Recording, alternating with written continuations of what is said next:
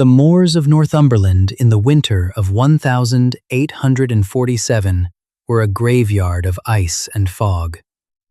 Arthur Stanhope, the Duke of Rothbury, was riding hard through the freezing rain when his stallion suddenly reared.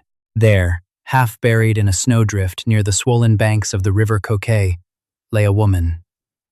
Her velvet dress was torn to rags, her bare feet bleeding, and her porcelain skin bruised in ways that spoke of unspeakable cruelty.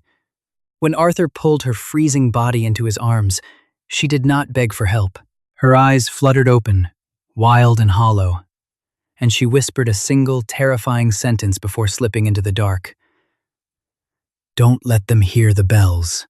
The heavy oak doors of Rothbury Hall shuddered against the howling wind as the Duke carried the lifeless woman across the threshold. The estate staff, accustomed to the quiet, stoic nature of their master, scrambled in chaotic disbelief. Arthur Stanhope was a man forged in iron, a veteran of political wars in Parliament, and a man who had isolated himself in the bitter north after a tragic betrayal in his youth. Yet, as he laid the freezing, battered woman on the Persian rug before the roaring hearth of the grand drawing room, his hands were trembling. "Fetch Dr. William Abbott, now!" Arthur's voice boomed, shattering the stunned silence of the grand hall. His housekeeper, Mrs. Beatrice Croft, hurried forward with an armful of heated woolen blankets. As they carefully peeled away the ruined, soaked velvet of the woman's gown, the true horror of her condition was laid bare. This was not merely the result of a carriage accident or a slip on the treacherous moorland rocks. Her wrists bore the raw, unmistakable red rings of heavy iron shackles. Her collarbone was fractured, and her back carried fading scars that made Mrs. Croft gasp and turn her face away. Yet, amidst the brutalized flesh, there were glaring contradictions. The woman's skin, where it wasn't bruised, was softer than silk, untouched by the harsh elements of peasant labor. Her fingernails, though chipped and caked with mud, were elegantly shaped, and the tattered remnants of her petticoat were spun from the finest French lace, a luxury imported only by the highest echelons of London society. Dr. Abbott arrived within the hour, his medical bag clutched tightly in his rain-soaked hands. For 3 agonizing days, the woman hovered on the fragile precipice between life and death. A severe fever took hold, plunging her into violent night terrors. In her delirium, she did not scream in English. She wept in flawless, aristocratic Italian, pleading with phantoms. Arthur rarely left the armchair beside her bed in the East Wing. He watched her chest rise and fall, entirely captivated by the mystery she presented. Who chained a woman of obvious noble birth? And who was hunting her? On the 4th morning, the fever finally broke. Sunlight pierced through the heavy velvet drapes, catching the dust motes in the air. Arthur was reading a ledger when he heard the rustle of linen. He looked up to find her awake, her pale blue eyes fixed upon him with the sharp, terrified intensity of a cornered doe. "You are safe," Arthur said, keeping his voice deliberately low, and even so as not to frighten her. "You are at Rothbury Hall. I am Arthur Stanhope." She pulled the quilt up to her chin, her gaze darting to the locked door, then to the windows, calculating her avenues of escape. "How long?" Her voice was a raspy whisper, broken from disuse and the lingering cold. 4 days, Arthur replied, closing his ledger. "You were nearly frozen to death. Dr. Abbott says it is a medical miracle you survived the exposure, let alone." He paused, his eyes flickering momentarily to her bandaged wrists. "Let alone your previous captivity."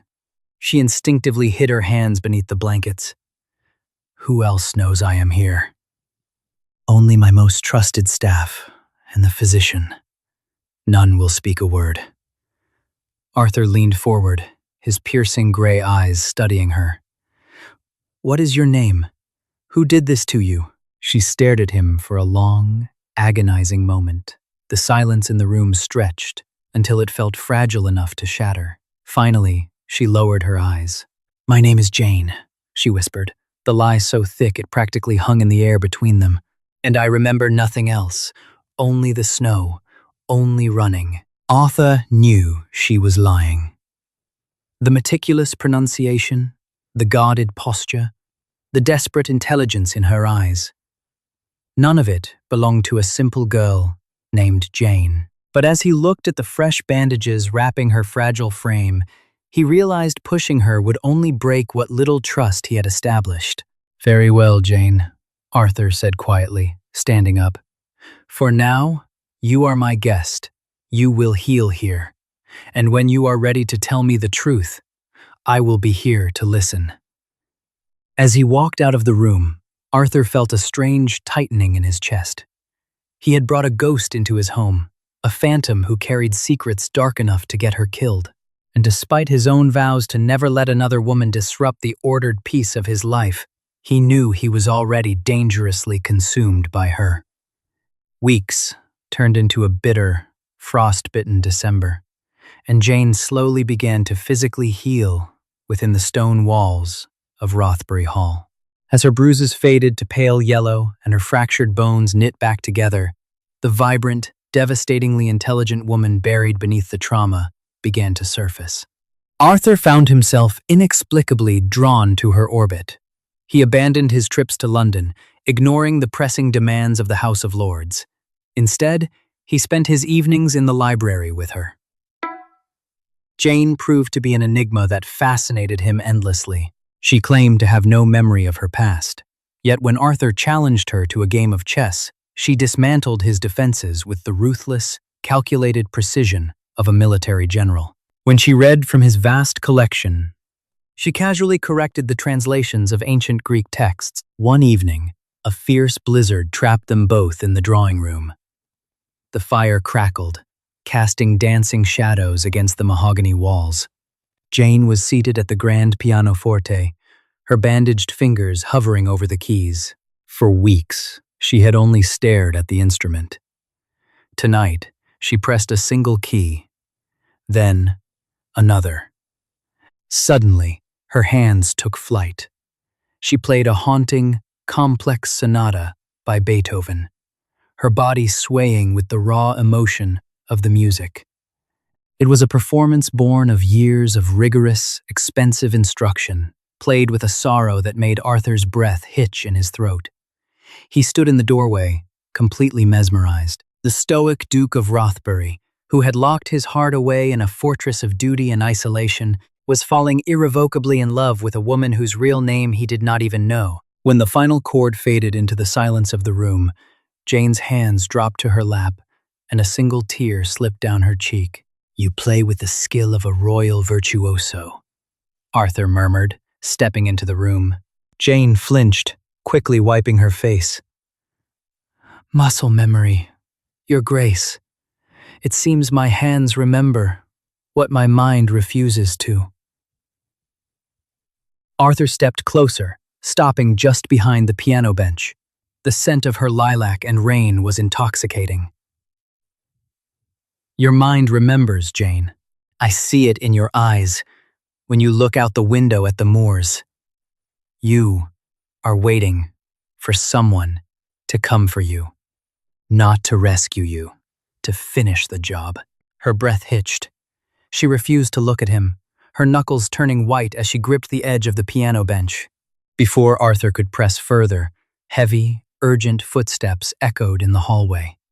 The door to the drawing room opened, revealing Mrs. Croft, her face pale and pinched with anxiety. "Forgive the intrusion, Your Grace," the housekeeper stammered, wringing her apron. "There is a man at the estate gates. He arrived on horseback despite the storm." "He claims to be Inspector Josiah Grimsby of the Bow Street Runners." Jane froze, her face draining of all color. Her eyes darted wildly around the room, the same trapped doe look she had worn the day she woke up. Arthur's protective instincts flared into a burning inferno. He stepped smoothly in front of Jane, shielding her from the doorway. "What is an inspector doing at Rothbury Hall in the middle of a blizzard?"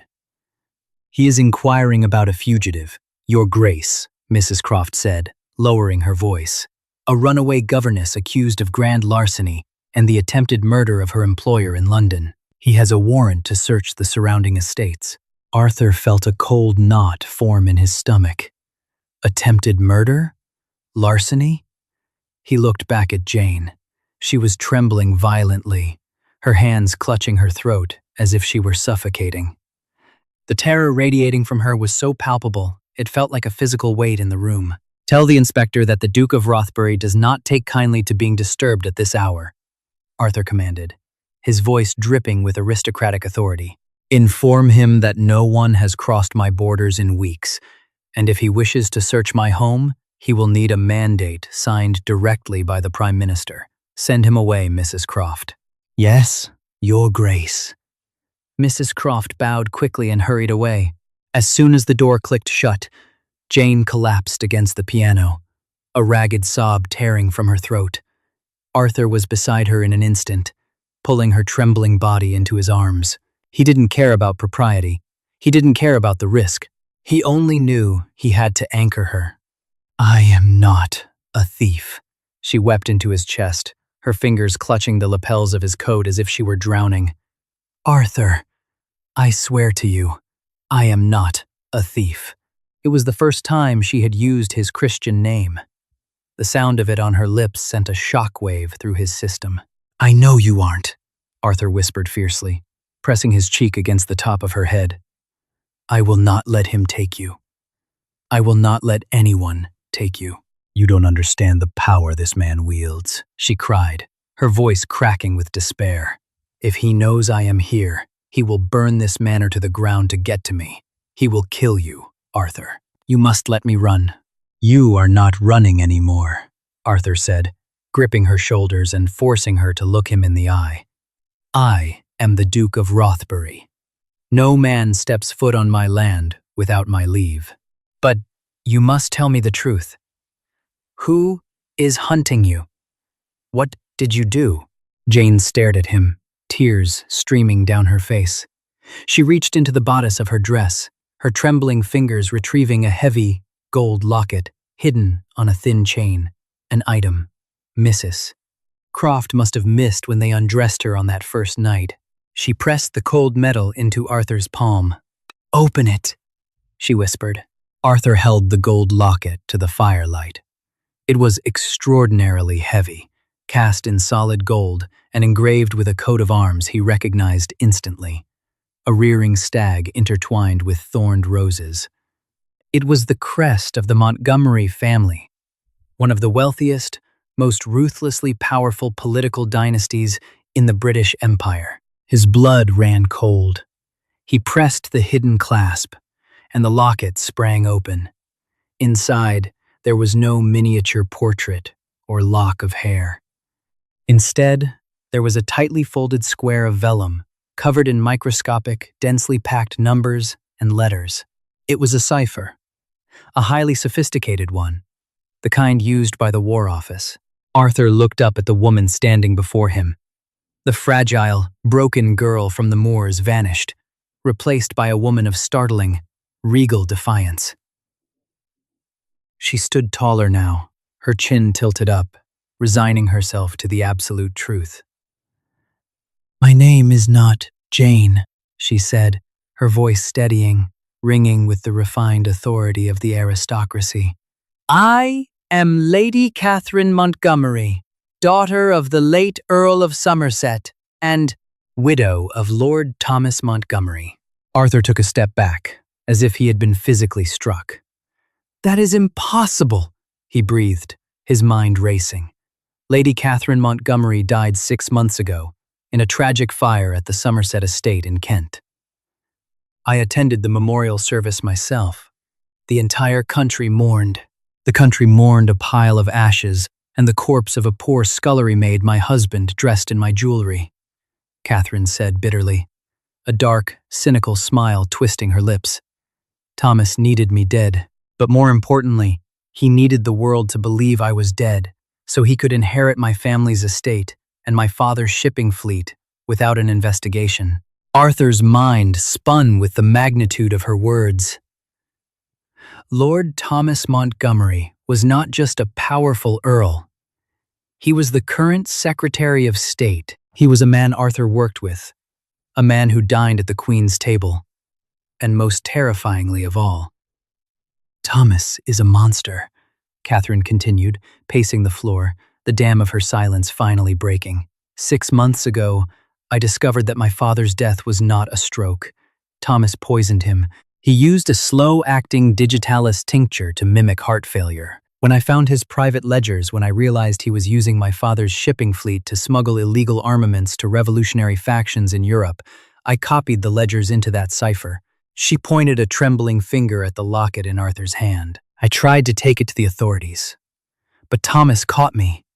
Her voice broke, and she wrapped her arms around herself, the ghost of the chains returning to haunt her. He didn't kill me immediately because he couldn't find the cipher. He locked me in the cellars of his hunting lodge in Yorkshire. For 6 months, Arthur. 6 months of iron, cold, and interrogations. They starved me. They beat me. She looked down at her wrists. He was going to execute me the night I escaped. The guard left the cell door unlatched by a fraction. I ran into the storm. I ran until my lungs bled, waiting for the dogs to tear me apart. Arthur stood frozen, the horror of her story suffocating him. He looked at the cipher in his hand, the key to bringing down one of the most powerful men in England. He looked at Catherine, the woman who had endured unimaginable hell to protect this evidence. The woman he realized he would burn the world down to protect. The inspector at the gate, Arthur said slowly, the pieces falling into place. He isn't looking for a runaway governess. He is one of Thomas's hounds, Catherine whispered. A corrupt officer on his payroll. If he finds me, I will be dead before sunrise. Arthur's grip tightened around the locket until the metal bit into his palm. A dangerous, lethal calm washed over him. He was no longer the grieving, isolated duke playing chess by the fire. He was the Iron Duke of the North, and war had just been brought to his doorstep. Listen to me, Catherine, Arthur said, his voice dropping to a deadly, resolute octave. Thomas Montgomery made a fatal error. She looked at him, her tear-filled eyes wide with a mixture of hope and terror. What error? Arthur stepped forward, closing the distance between them. He gently reached out, his thumbs wiping the tears from her cheeks. His touch was infinitely tender, a stark contrast to the violence in his words. He let you live long enough to reach my lands, Arthur whispered fiercely. Thomas Montgomery believes he is a king in London, but here, in the north, I am the law. Before Catherine could respond, a massive explosion rocked Rothbury Hall. The glass of the drawing room windows shattered inward in a shower of deadly shards, the freezing wind instantly extinguishing the fire. The sound of splintering wood and shouting men echoed from the main entrance. Inspector Grimsby had not been sent away. He had brought a private militia, and they were breaking down the doors. Arthur threw his body over Catherine, tackling her to the floor as a volley of musket fire tore through the room, shredding the piano where she had been sitting just moments before. The hunt was no longer in the shadows.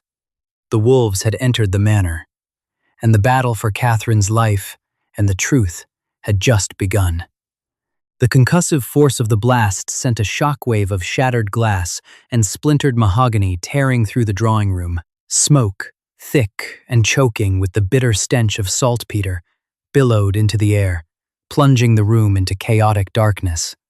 Arthur's ears rang a high, piercing note, but his instincts honed during his time serving as a cavalry officer in the brutal, unforgiving terrains of the First Anglo-Afghan War took over instantly. He kept his body draped over Catherine, shielding her from the flying debris, until the initial volley of musket fire ceased. "Stay low," Arthur commanded, his voice a harsh rasp against her ear. He hauled her to her feet, his arm wrapped like an iron band around her waist. Heavy boots pounded against the marble floors of the grand foyer. Inspector Josiah Grimsby was shouting orders, his voice carrying the crude, violent cadence of a man who enjoyed inflicting pain.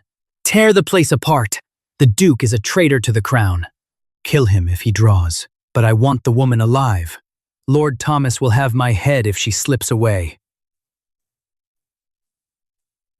Arthur dragged Catherine toward the servants' entrance at the rear of the drawing room. As they slipped through the narrow doorway, the heavy oak paneling of the main doors splintered entirely, and a half-dozen armed mercenaries spilled into the room they had just vacated. The dimly lit servant corridors were a labyrinth of stone and shadows. Arthur led her swiftly toward his private study in the west wing. "We cannot fight an entire militia," Catherine whispered, her breath coming in jagged gasps as they pressed themselves against the cold stone wall to avoid the sightline of a passing guard. "Arthur, give me to them. They only want the cipher, and me. You are a duke.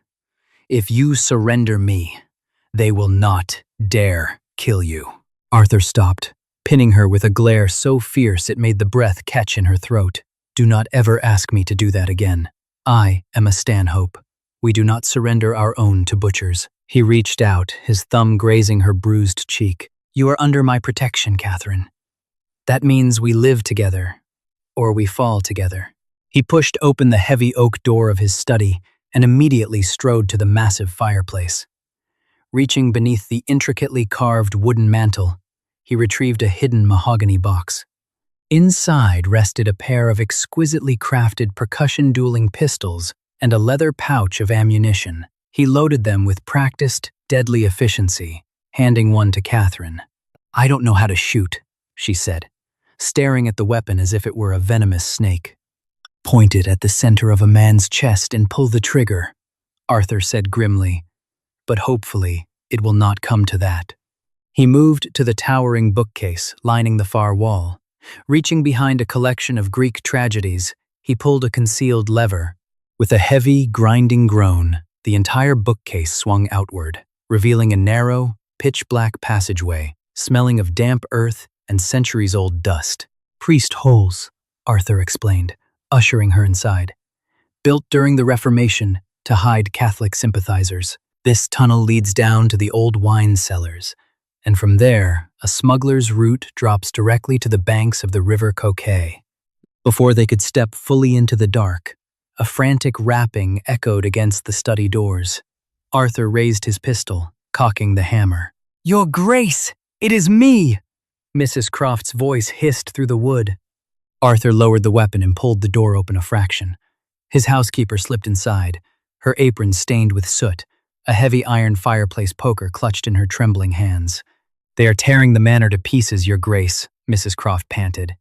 "They shot poor Mr. Bates in the leg when he refused to tell them where you were. I sent the rest of the staff to hide in the stables." "You must go with them, Beatrice," Arthur said, his tone softening with gratitude. "Tell them nothing." "I told them you took the carriage road toward Newcastle," she said, a fiercely loyal gleam in her eyes.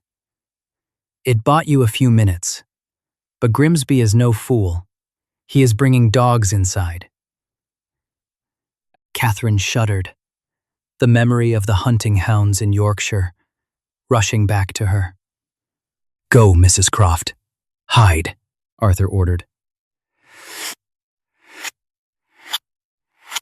As the housekeeper slipped away, Arthur and Catherine descended into the pitch-black tunnel, the heavy bookcase ceiling shut behind them. The air grew frigid and damp as they moved blindly down the narrow, winding stone steps. Arthur kept one hand on the rough wall and the other gripping Catherine's hand tightly. Her fingers were freezing, trembling with a terror she was fighting desperately to suppress. They reached the cavernous wine cellar, the smell of aging oak and spilled burgundy heavy in the air. Moonlight filtered through a high, barred grate near the ceiling, casting long, skeletal shadows across the floor. Arthur moved toward the far corner, where a massive, empty, wooden cask sat against the stone wall. He pushed his shoulder against it, groaning with the effort, until the cask slid aside to reveal the entrance to the smuggler's tunnel. Suddenly, the heavy iron door at the top of the cellar stairs exploded inward. "Down here!" a rough voice shouted. Lantern light flooded the cellar. Inspector Grimsby stood at the top of the stairs, a wicked, triumphant grin twisting his scarred face. Beside him, two massive mastiffs strained against their leather leashes, snarling viciously as they caught Catherine's scent.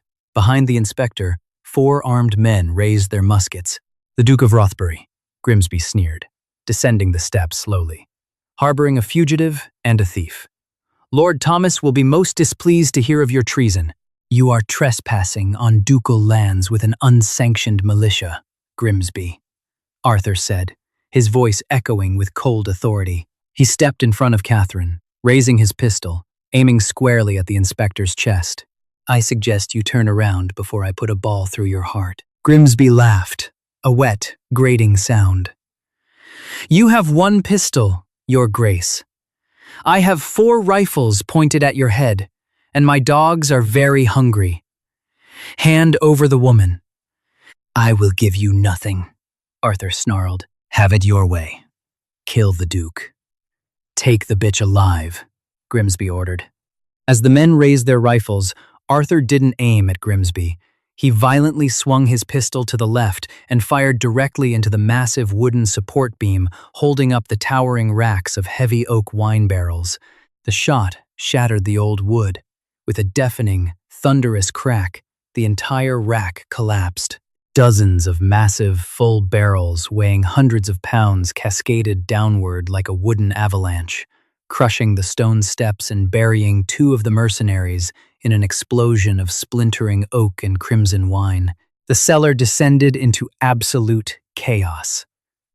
The dogs barked wildly, slipping in the flood of wine, while Grimsby screamed in fury, pinned beneath a fallen barrel.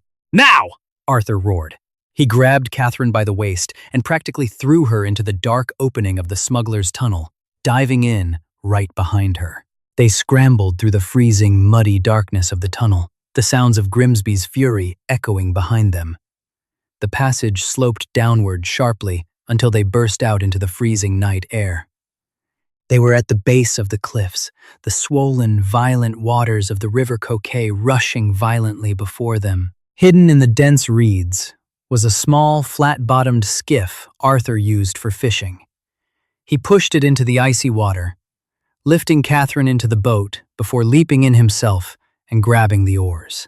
The freezing rain lashed at their faces as Arthur rowed with brutal, desperate strength, using the strong current to carry them swiftly downstream, away from the manor. High above them, on the cliffs, they could see the torches of Grimsby's men searching the moors, like angry fireflies in the dark. Catherine sat in the bow of the skiff, soaked to the bone, her hands clutching the locket beneath her soaked dress. She looked at Arthur, the powerful rhythm of his muscles fighting the river, his jaw set in pure, lethal determination.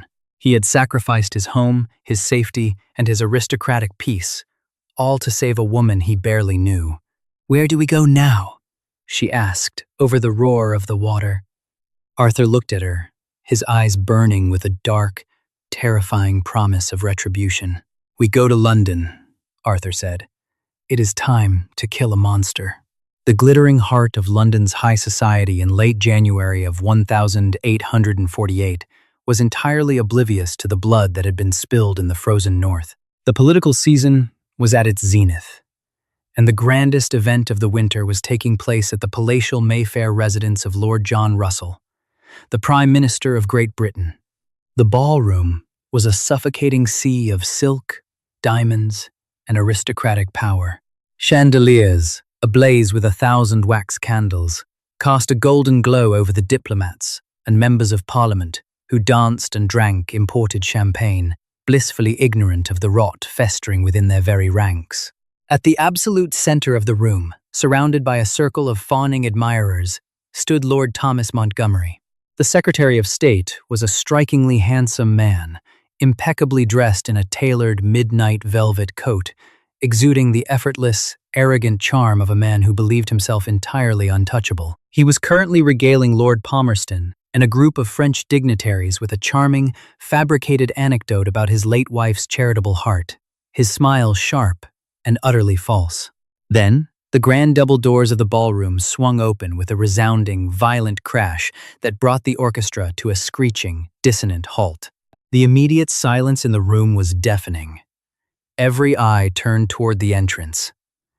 Arthur Stanhope, the Duke of Rothbury, stood in the threshold. He wore his formal ducal attire, a dark charcoal coat adorned with the crimson sash of his order, but there was nothing civilized about his demeanor.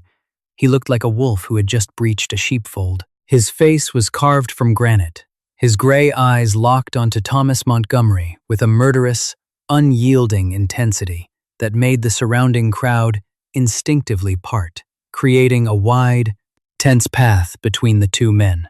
"Rothbury," Thomas said smoothly, though a flicker of genuine unease crossed his eyes. He forced a polite smile. "We did not expect you. I was told you had retired to the dreary moors of Northumberland for the winter to mourn your solitude." "I found the moors lacking in suitable prey, Montgomery," Arthur replied, his voice carrying easily across the silent, breathless ballroom. He began to walk forward, his heavy boots clicking rhythmically against the polished marble. "So, I decided to hunt in London."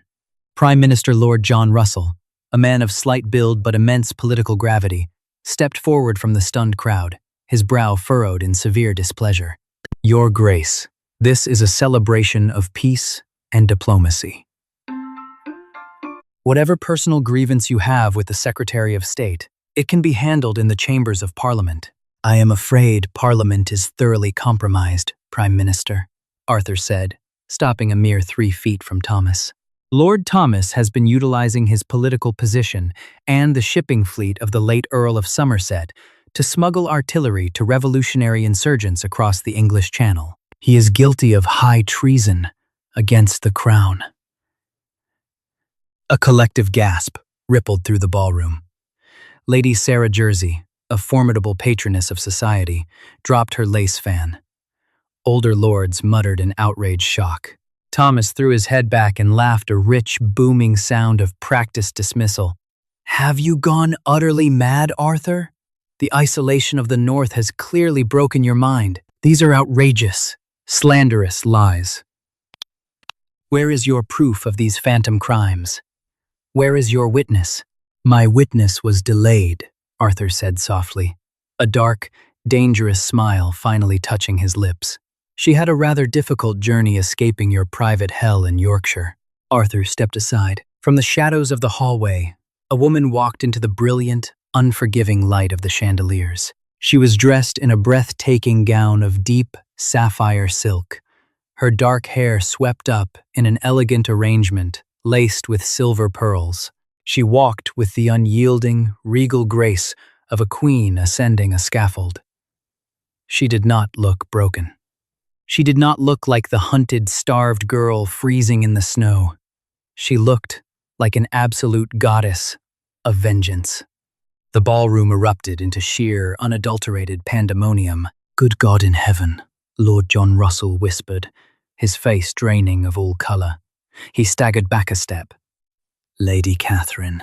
Thomas Montgomery stumbled backward, his face turning an ashen, sickly grey. His eyes bulged in his skull, staring at the woman he had tortured, the woman he had believed to be rotting at the bottom of the River Coquet.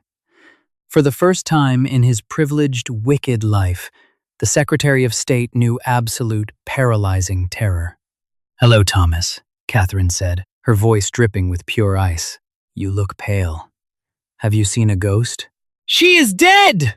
Thomas suddenly shrieked, losing every ounce of his aristocratic composure. He pointed a trembling, desperate finger at her. "This is an impostor!" "A charlatan the Duke has dressed up to look like my late wife to steal my lands. Arrest her." "Arrest them both." "The only man being arrested tonight is you," Catherine stated coldly. She reached into her bodice and pulled out the heavy gold Montgomery locket. She unclasped it, drawing out the vellum cipher, and turned directly to the Prime Minister. "Lord Russell," Catherine said, her voice steady and ringing with authority.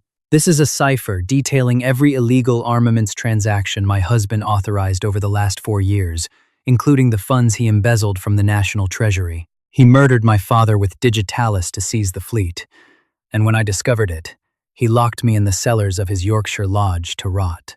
"Lies! She was kidnapped by the Duke!" Thomas bellowed, sweat pouring down his face. Catherine did not flinch. She slowly pulled back the delicate lace cuffs of her sapphire gown, exposing the brutal, dark, raised scarring around her wrists. The silence in the room was absolute and suffocating. The evidence of her torture, displayed so starkly in the glittering ballroom, was sickening. "My military cryptographers can decode this cipher within the hour," Arthur stated, his eyes never leaving Thomas.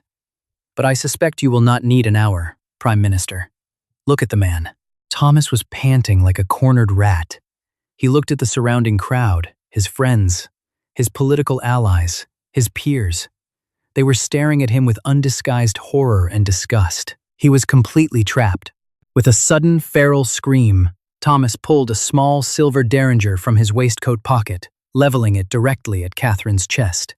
"If I hang, you die with me, you wretched bitch!" He pulled the trigger. But Arthur was faster. He had been waiting for the coward to snap. In a blur of motion, the Iron Duke crossed the distance between them. He didn't bother to draw a weapon. He simply drove his fist, with shattering, bone-breaking force, directly into Thomas's jaw. The gunshot went wild, the bullet shattering a crystal mirror on the far wall, to the screams of the onlookers. Thomas collapsed to the marble floor in a heap of velvet and blood, his jaw visibly dislocated, out cold, before he even hit the ground. Arthur stood over the fallen lord, rubbing his bruised knuckles, his breathing heavy but controlled. He turned to the royal guards stationed at the doors, who were currently standing in stunned paralysis. "Well," Arthur barked, his ducal authority ringing out like thunder. "Take this filth to the Tower of London. Tell the warden to place him in the darkest hole he can find." As the guards dragged the unconscious Secretary of State from the room, the ballroom remained in a state of suspended shock. The Prime Minister clutched the cipher, staring at Catherine with profound reverence and deep sorrow. "Lady Catherine," Lord Russell said softly, bowing his head, "the Crown owes you a debt that can never fully be repaid. We failed you." "You did not fail me, my lord," Catherine said, her eyes finding Arthur in the crowd. The coldness in her gaze melted entirely, replaced by a warmth and a vulnerability that belonged only to him. "I was found by the right man." Arthur walked toward her, ignoring the hundreds of staring eyes. He stopped in front of her, gently taking her scarred hands in his own, raising them to his lips, and pressing a tender kiss to her skin. "Are you ready to go home, Catherine?" She smiled, a genuine, radiant expression. "Take me back to the moors, Arthur. Take me home." 6 months later, the summer sun bathed the Northumberland moors in a warm, golden light. The heather was in full bloom. Lord Thomas Montgomery had been tried, convicted of high treason, and hanged at Newgate Prison. At Rothbury Hall, the heavy silence of the past had been banished. Arthur stood by the open French doors, watching his wife play a joyous waltz on the grand pianoforte. Catherine Stanhope, the new Duchess of Rothbury, was laughing. Arthur crossed the room, wrapping his arms around her waist, kissing her deeply. The Duke had rescued a broken lady from the ice, but in the end, it was the lady who had rescued the Duke's frozen heart. What an absolutely explosive finale. Lady Catherine not only survived the unimaginable cruelty of her past, but with the unwavering strength of Arthur, the Iron Duke of the North, she brought a corrupt, treacherous monster to his knees, right in the glittering heart of London's high society. Their breathtaking story is a powerful reminder that sometimes the greatest rescues lead to the most legendary, unbreakable romances. Love forged in the fires of adversity truly conquers all. If you were completely captivated by Catherine's fierce bravery and Arthur's unstoppable devotion, make sure to hit that like button right now. Don't forget to share this incredible historical journey with your friends who love a thrilling mystery, and subscribe to our channel so you never miss another dramatic saga. We have so many more tales of passion, betrayal, and revenge coming your way. Thank you for watching, and we will see you in the next video. Hi, my name is Primal Bond Living, the owner and manager of Primal Bond Living. After watching the video, the Duke rescued a broken lady, but he was not prepared for who she truly was. I'd really like to know what you think. How did this story make you feel? What stayed with me most was the contrast between appearances and reality. At first, the lady seemed vulnerable and defeated, but as the story unfolded, it became clear There was much more strength, resilience, and depth beneath the surface. I think that's what made the emotional journey so engaging. Sometimes the people we believe need saving end up changing the lives of those who try to help them. Do you think we often underestimate people based on what they're going through at a particular moment in life? And have you ever been surprised by someone who turned out to be far stronger or more capable than you first imagined?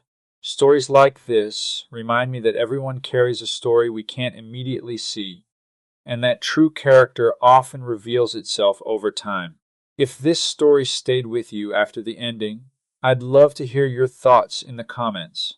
And if you enjoy historicals romance stories filled with emotion, hidden strength, and unexpected connections, feel free to like and subscribe for more whenever you'd like.